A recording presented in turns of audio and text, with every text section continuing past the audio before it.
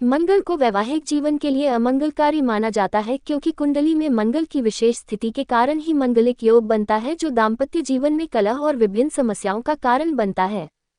मंगल की शांति के लिए मंगलवार का व्रत और हनुमान जी की पूजा को उत्तम माना जाता है, लेकिन अन्य दिनों की अपेक्षा सावन मास के मंगल का विशेष महत्व है।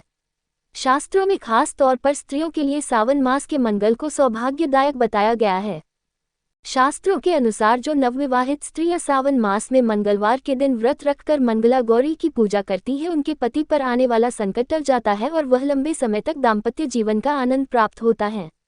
आज यही शुभ व्रत है। इस व्रत से दोष की शांति कर सकते हैं और दाम्पत्य जीवन को खुशहाल बना सकते हैं।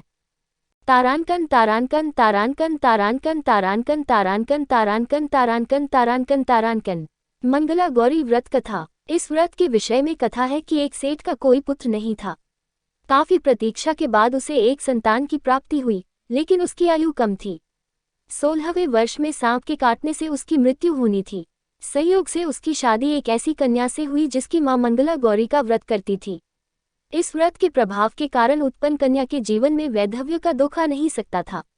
इससे सेठ के पुत्र की अकाल मृत्यु टल गई और वह दीर्घायु हो गया। तारांकन तारांकन तारांकन तारांकन तारांकन तारांकन तारांकन तारांकन तारांकन व्रत की विधि। इस व्रत की विधि के विषय में बताया गया है कि व्रत करने वाले को माता मंगला गौरी की प्रतिमा को सामने रखकर संकल्प करना चाहिए कि वह संतान, सौभाग्य और सुख की प्राप्ति के लिए मंगला गौरी का व्रत रख रही है।